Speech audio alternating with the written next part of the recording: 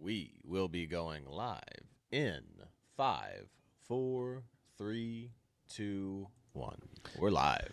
Good morning, Owasso. This is the Twins with Owasso Live, and this is the Morning Loop. I'm sure you guys, you have to have known by now. This came in Friday when we were heading to drill. So the verdict is in. Trump was found guilty on all 34 counts of fraud and on these trumped-up charges that are misdemeanors that were, instigated into.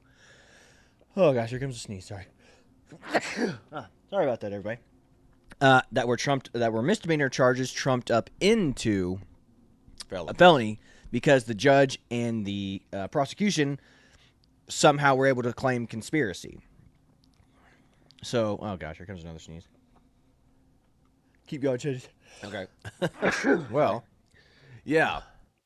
Trump, the trial was, at this point, the American judicial system is kind of dead and very corrupt, in my opinion.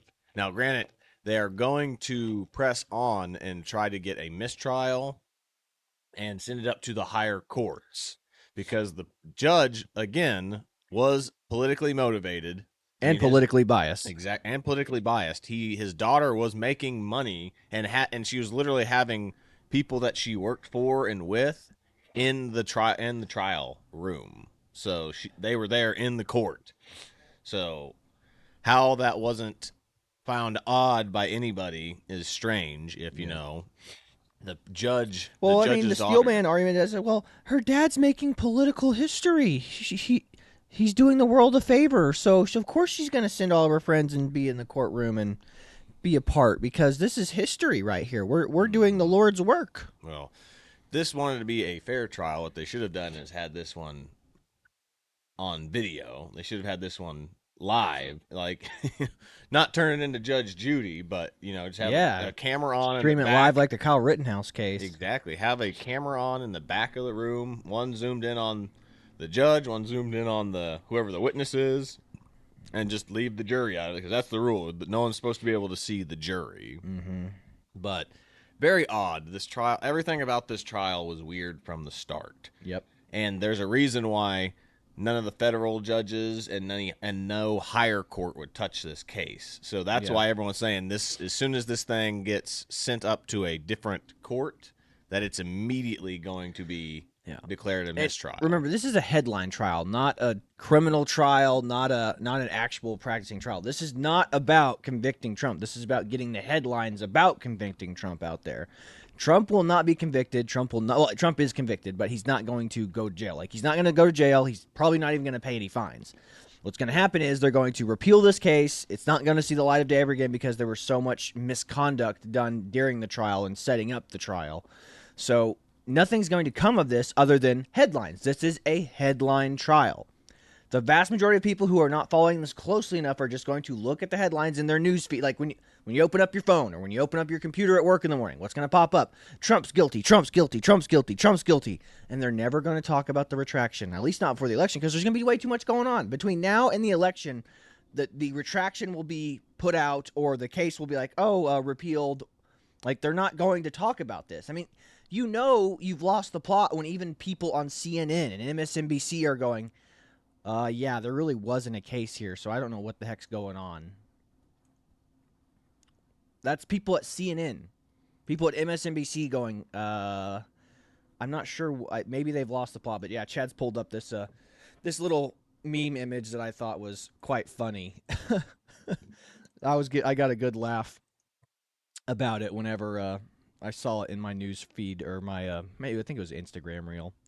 But it's just like the soy boy beta male meme, and it says, "Honey, bring your boyfriend in here. They got him. They got Trump." So, to me, that's a perfect analogy of the people on the left. The people on the left who believe that this is a fair trial. The people on the left who really don't care about the actual laws or how the law is applied in this country. The law is just a tool to get things done for their political party, essentially. Grantham commented on. No, what did he say? What he said dead. Dead. D-E-D, yeah, dead. Yeah. Put a skull next to it. Dude, dude, Grantham's the best, dude. Oh my gosh. But yeah, that's. I mean, it doesn't get any better than that. Like that meme is peak. It's perfect, man. So nothing's gonna come of this. Trump will come out on top like he usually does. It's gonna be. This is nothing but.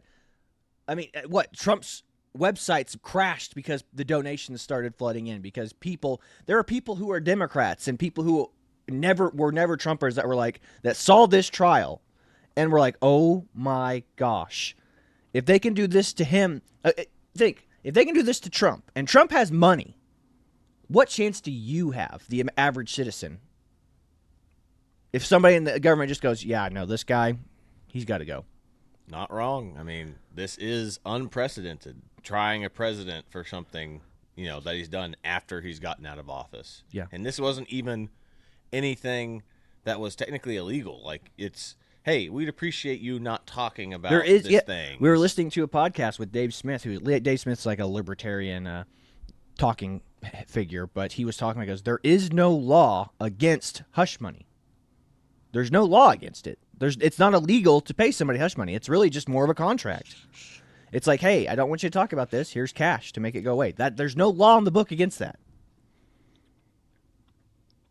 But again, remember, in the trial, we know that Trump didn't have anything to do with this. Michael Cohen lied, took his own money out to pay this lady and said, Trump's going to love me for doing this. I'll be appointed to a political position. This is going to be great for me. And that's where the case fell apart, but they still convicted him on it. I mean, how do you have that level of testimony? And remember, the judge said you don't have to agree on the crime. You just have to agree that a crime took place. What does that even mean? Like, we have to convict people on specific charges. So, again, Trump's going to come out on top of this. This is not going to stand up in the court of law, especially in the higher courts. So there's no case. Trump's going to win. This is just a headline trial. That's it. This is it's a show trial. This is all they wanted was to be able to say, guilty. Biden to put out that tweet that said, no person is above the law. Yeah. Here's the other thing, too. It's like our thumbnail that we put on our YouTube video. It's Trump behind bars. That's all it is. That's all that they want. When people look at our video, they're going to think, oh, these people are talking about how Trump, but if you look at the smaller caption, the American justice system is dead, then they'll understand. But like I said, that thumbnail is what people want. That's what people want to see. Or at least people on the political left. And all you've done is weaponize people on the right to be like, yeah, this was a show trial. I mean, I heard somebody say, at least the show trials in Russia only took a day. This took 9 weeks? Remember, the process is the punishment. Yeah, him not being able to be on the campaign trail is their goal. And the secondary goal was the guilty verdict, so that way every headline can read, Trump found guilty, Trump found guilty, Trump found guilty, which that's what it is. That's everything that you're seeing in the online and the news media space. Yeah. And that's going to be the entire Biden election campaign. Yeah. Trump is guilty. How you want to vote for a criminal felon? That's funny because Democrats tend to be the ones that try to allow criminals to vote. Yeah. So it's just absolutely nuts. And in the debates, when these debates occur, Joe Biden is going to say, he's going to start every sentence with convicted felon Trump. That's what he's going to say. It's how he's going to start. Are you guys want to vote for a convicted felon? Well, my opponent, the convicted felon, that's what it's going to be. The entire debate. Well, why would you take anything a convicted felon says seriously? I mean, it's nonsense. I don't know. But yeah, that soy boy meme, honey, bring your boyfriend in here. They got him. They got Trump. That is exactly what we're talking about. That is exactly how we feel about those on the political left, because that's what excites them. The miscarriage of justice. As long as the tools of power, the people in political power, are utilizing the law to favor them, it doesn't matter, even if the law is not applied equally or justly. As long as we get the people that we want to get got. It doesn't matter.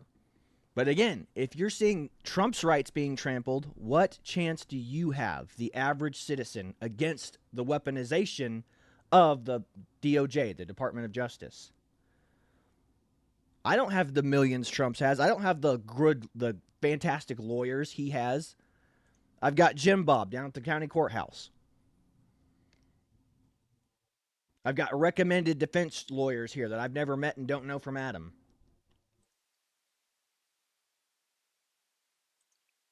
Scary precedent is being set right now. So remember, if they can convict a billionaire playboy like Trump, how are you going to survive a political hearing? You'll be the guy taking plea deals. I didn't do it, but I'll just say I'm guilty so they can have their headline and my reputation will be permanently ruined. But at least I don't have to worry about paying lawyer fees and whatnot because I can't afford it.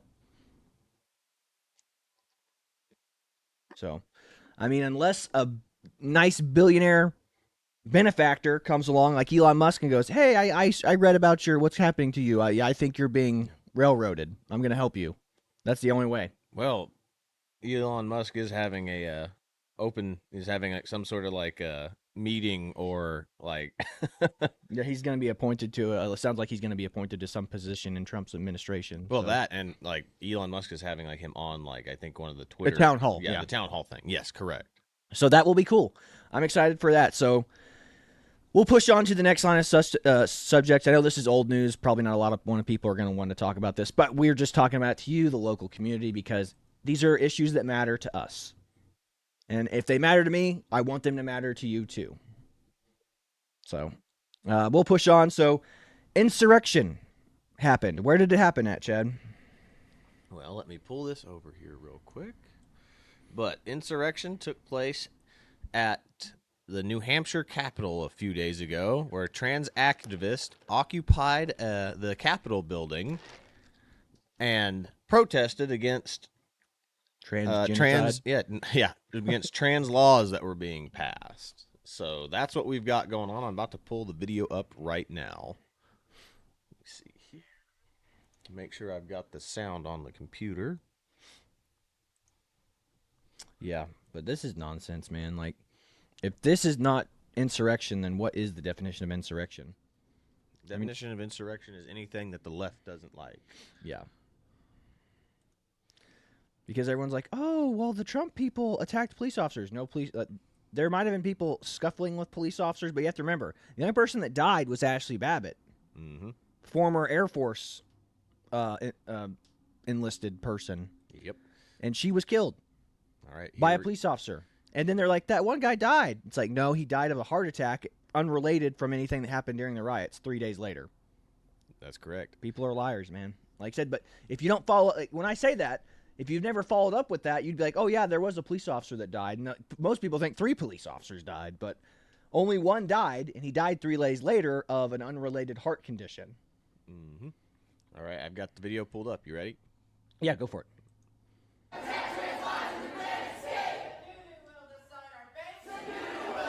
Oh my God. I don't even think they were chanting like that at the White House during the Trump insurrection. My goodness. This is organized. How did anybody survive inside there? They're lawmakers. There's no police officers either. Gosh. At least the ones at the White. They were under police escort. Police escort.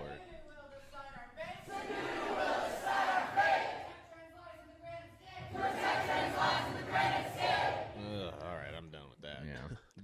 But yeah, that's more of an insurrection than what happened at the White House during the J6 riots.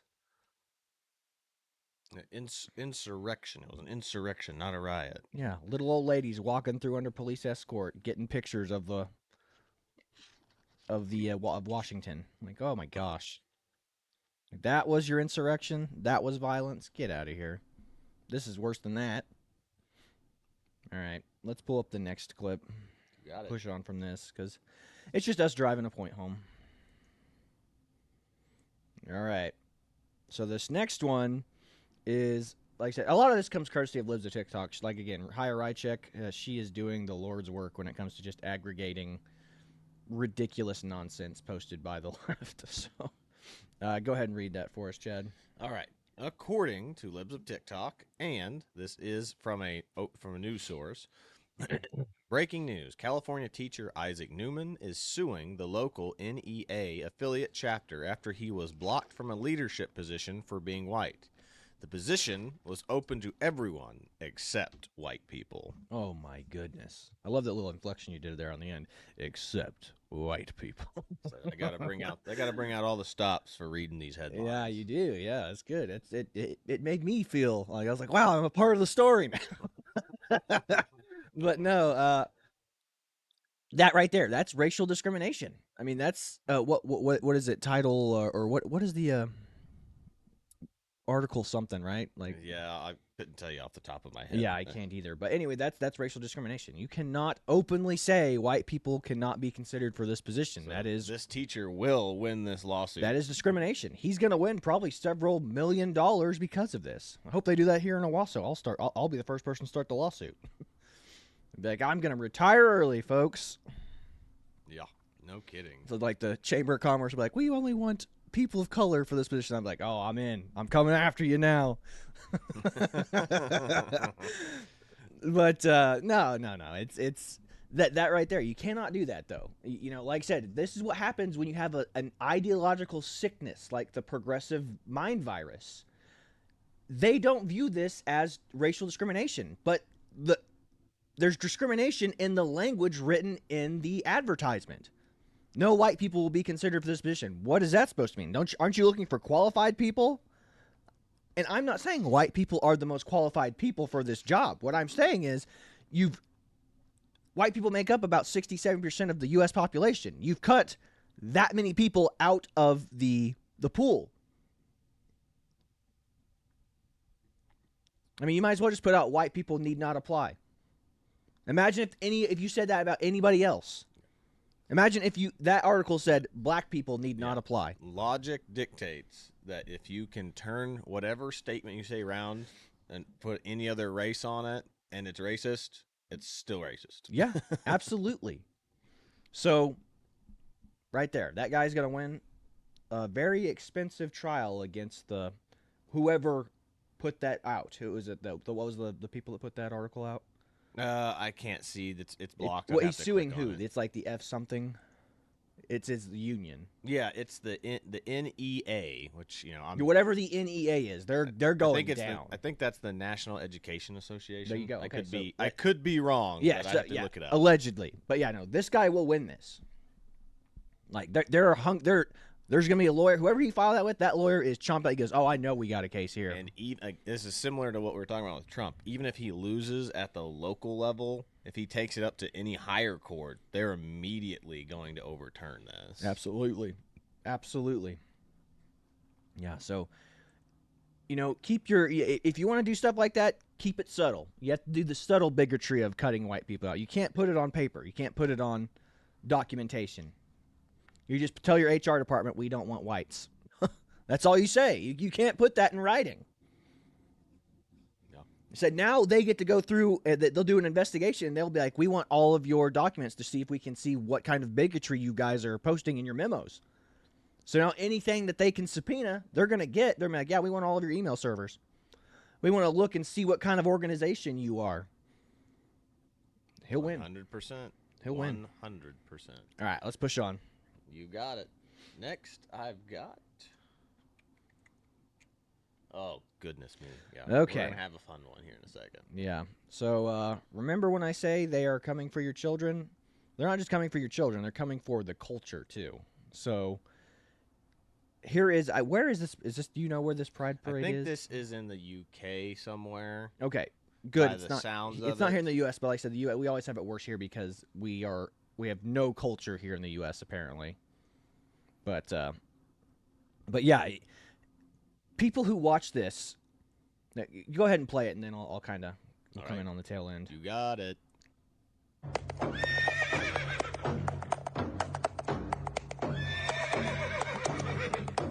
You can kill the audio on the feed in there. Okay. That's it. It's a pride parade with people dressed up as horses hauling a legitimate horse carriage. Yeah, I mean, the only thing you can say, at least they're wearing clothes. It's not like the one we showed you last week where that fat old guy was just walking around in his tidy whities, shaking and twerking for kids on the side of the road. Which, again, under any other circumstance, yeah, your mothers would be hiding their children. What's the difference between him and a flasher at a playground? I mean, like, basically, anybody who's going to be like a flasher on a playground is just like, oh, look at the LGBTQ member over there. Isn't that cultural? Isn't it beautiful? Mm-hmm. What a wonderful cultural exchange we just had between our children and LGBTQ member. Oh my gosh. But yeah, I mean, like I said, the only thing you can say about this is at least they're wearing clothes. But what does that do? Honestly, somebody steelman that. What does this do for our culture as a society? Yeah. Who does that benefit? That can't even benefit your LGBTQ movement. The only argument that people muster against me on this is, well, they're not hurting anyone. Well, my argument would be, are they not hurting society, our greater society as a whole? Are they not hurting themselves? Are they not hurting and influencing children around them, being like, oh yeah, this is normal behavior in public? Why is that normal behavior in public? I'm not saying they can't do that, but I'm saying, should they do that? And this is why, again, why libertarians don't have a moral case on this, because they go, well, they should just be free to do it. Look, no one's saying they're not free to do it. What I'm saying is, culturally, that is gross. Morally, that is disgusting. And they're just like, oh, this is great. This is beautiful. Like, dress up as a horse, as a gimp suit horse, and pull a trailer and be leashed up to a trailer. I mean, again, parents who have kids, why are you taking your kids to a parade in public to go see that?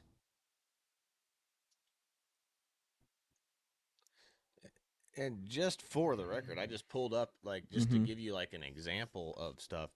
Here's a pride parade from, like, the 70s. They're dressed up like normal people.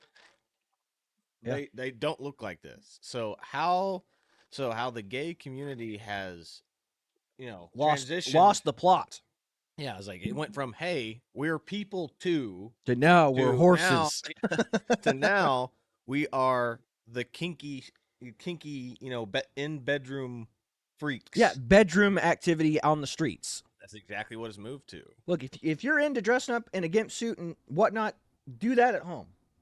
Don't do it in public. We all have our sexual proclivities, but keep it in the bedroom, for God's sakes, people. Have no shame. Yeah, I mean, just look at these pictures. I mean, from what you can see right here. Yeah, look at them. They're wearing nice jeans and collared shirts. Yeah, I mean, the worst thing, you got this guy here, he's wearing just a vest, but at least he's wearing clothes. Long gone are the days of the YMCA. Yeah, no kidding. But yeah, I mean, what happened to decorum? It's like there's no such thing as moderation. There's no such thing as public decency anymore. We have eradicated what used to be considered decent. So this right here, it's ridiculous. The fact that nobody's calling these people out for that degenerate behavior is ridiculous. I mean, we are, but people took their kids to go see that. So, and this next video kind of gives you a look into the mindset of people who take their kids to this crap.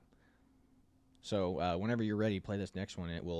This will expose the truth of the narcissism and evil that these people have. Again, there is no greater lengths. There's no greater length. I mean, liberal white women will sacrifice their children at the altar of progressivism.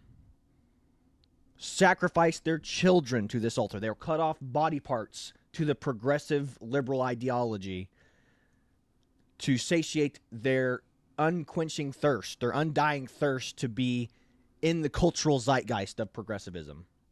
So play this next one and it'll hit it home.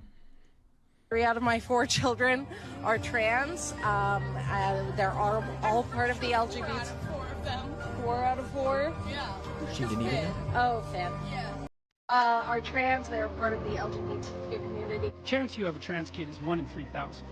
So the joint probability that you have a trans kid and a pansexual kid is 1 in 9 million. The odds that you're a pathological narcissist sacrificing your own children to the glorification of your compassion is 8,999,999 to 1. 3 out of my 4 children. Boom. Right there. Jordan Peterson hitting the nail on the head. It's like what I told you just a second ago. There is no greater lengths women will go to sacrifice their children to the idol of progressivism. That is their God. I mean, Jordan Peterson is so correct there. The odds that you're just a pathological narcissist sacrificing your kids to that altar. That is what that is. So, yeah. Thank you, Dr. Jordan Peterson, for that. Well, that's about all we've got for you today. We had a long weekend. Probably only had about 4-5 hours of sleep total while we were out in the field. But it's good to be back. It's good to be back in the loop. So this is the Twins with Owasso Live. This was the Morning Loop. Be sure to like, share, and subscribe. Again, seriously, share this out with everybody you know in Owasso, everybody you know in Skychu, Collinsville. This is our little kind of public news show for all of you so we can all be in the loop. We can all be on the same page when it comes to news. You don't have to agree with me. You can disagree. Like, again, you can live chat us during the show, and we can even look at what you're saying and be like, hey, yeah, that's a interesting take you have there. Try to prove us wrong on things. Yeah, send us links to stuff. We could pull it up live during the show, and you can be like, owned, live on air. Like I said, have fun with it. So that's about all we've got for you today. Again, this is the Twins with Owasso Live. This was the Morning Loop. We are signing off. God bless y'all. See you later, everybody. Mike's dead.